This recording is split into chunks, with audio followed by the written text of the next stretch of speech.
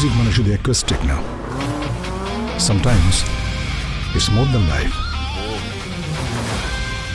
আজকে আমি রিভিউ করতে যাচ্ছি এবার রোজার ঈদের সবচেয়ে বেশি বাজেটের সিনেমা এবং সবচেয়ে বেশি বহুল পাঠকিত সিনেমা, যার নাম হতে যাচ্ছে রকস্টার, যেখানে মুখ্য চরিত্রে অভিনয় করেছেন সাকিব খান এবং সাবিনা নূর।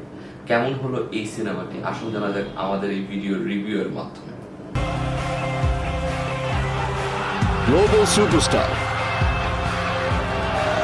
the future of a Rockstar সিনেমার গল্পটি কেন্দ্র করে ঘুরছে আগুন নামক একটি ছেলে, যিনি তার জীবনে একটি স্বপ্ন দেখেছেন রকস্টার হওয়ার। তিনি কিভাবে রকস্টার হয়, তার জীবনে রকস্টার হওয়ার জন্য কি কি চড়াই উতরাই পরিশ্রম যায় তাকে কেন্দ্র করে, এবং তার জীবনে আসা তিনজন নারীর সাথে তার প্রেম, তার জীবনের প্রেমের আভাস, প্রেমের পরিফলন, এই সব কিছুকে কেন্দ্র করে মূলত সাকিব খান একজন মেগাস্টার, তিনি কিভাবে একজন রকস্টারের পুরো জীবনীকে দেখিয়েছেন তা নিয়ে মূলত হলো রকস্টার সিনেমার গল্প। অর্থাৎ আগুনের চড়াই উতরাই পতন, রকস্টার হওয়া এবং তার পুরো জীবনের গল্পকে কেন্দ্র করে মূলত রকস্টার সিনেমার গল্প ঘুরছে। আমাকে নিয়ে যাও তোমার সাথে। সুপারস্টার তার কেরিয়ারে এমন কিছু সিনেমা করে যেটি তার সিনেমার মাইলফলক হয়ে থাকে, মানে এই সিনেমার থেকে বেটার তিনি তার জীবনে হয়তো আর কোনো সিনেমা করতেই পারেন না।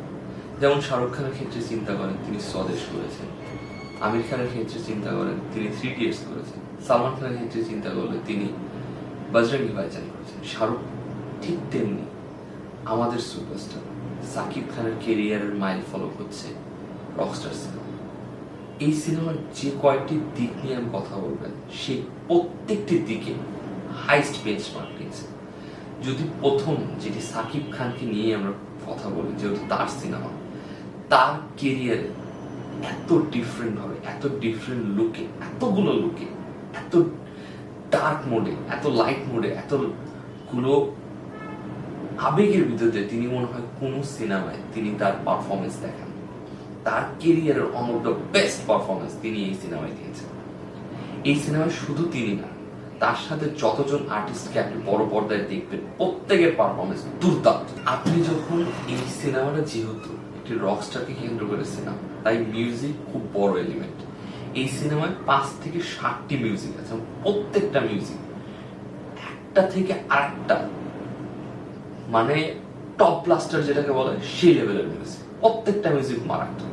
এই সিনেমার সিনেমাটোগ্রাফি, এই সিনেমার ব্যাকগ্রাউন্ড, এই সিনেমার স্ক্রিন প্লে, এই সিনেমার পারফরমেন্স, এই সিনেমাতে যে লেভেলের ভিজুয়ালস ক্রিয়েট করা হয়েছে, যে লেভেল লাইট ক্রিয়েট করা হয়েছে, যে লেভেলের সেট ডিজাইন করা হয়েছে, যে লেভেলের কস্টিউম ডিজাইন করা হচ্ছে, এমন কোনো ডিপার্টমেন্ট নাই যে এই সিনেমা আপনাকে ফল করাবে।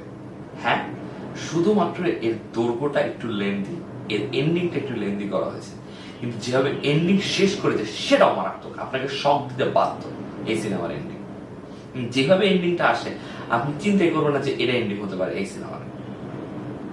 এই সিনেমাতে শুধুমাত্র গান, মিউজিক, পারফরমেন্স একটা শুধু এটা না, এটা এমন একটা ভিন্ন অ্যাটেম্প সাকিব খান নিয়েছেন তার 27 বছরের কেরিয়ারে এরকম চরিত্র, এরকম ক্যারেক্টার, এরকম পারফরমেন্স, এরকম ধরনের ভিন্ন গল্প তাকে দেখা যায়।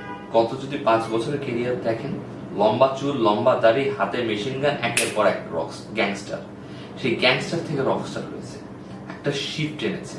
তিনি একটা ভিন্ন ধারার গল্প বলেছেন, তিনি একটা সুন্দরভাবে গল্পকে প্রেজেন্ট করার চেষ্টা করেছেন।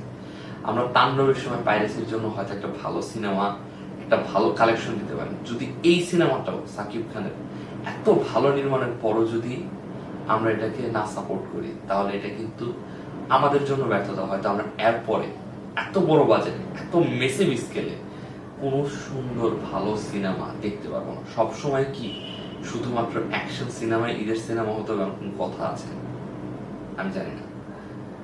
আপনি যদি অ্যাকশনের বাইরে একটা ভিন্ন ধর্মের খুব ভালো মাস্টার পিস মুভি দেখতে চান, তাহলে আপনার জন্য হচ্ছে রকস্টার। ইয়েস, রকস্টারে কিছু নেগলিজেবল অ্যামাউন্ট অফ ইরোর আছে, যেটাকে আমি কাউন্টে করতে চাই। এবং সবচেয়ে মজার, আমাদের বাংলার অধিকাংশ ডিরেক্টররা তারা যেভাবে ভাঙ্গার মুভিকে ভাঙ্গিয়ে ভাঙ্গিয়ে মুভি করছে এবং যেভাবে তারা বলছে, সেখানে এই সিনেমা ভাঙ্গার একটি সিনেমাকে এনিম্যাল কবির সিংকে এমন ভাবে কিছু কিছু জায়গায় ট্রিবিউট করেছে, আপনি যখন দেখবেন তখন আপনি বুঝতে পারবেন কোনটাকে কপি বলে আর কোনটাকে ইন্সপিরেশন বলে।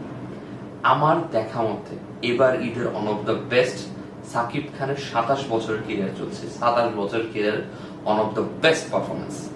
এবং সাবিনা নূর তার কেরিয়ারে আরেকটা ব্লকবাস্টার দিচ্ছে ড্যাম শিওর, যদি এবার মানুষ এই সিনেমাটাকে গ্রহণ করে বা সত্যি কথা এই সিনেমাটার সুযোগ দেয়, সাবিনা নূরের এটা হ্যাট্রিক ব্লকবাস্টার হতে পারে।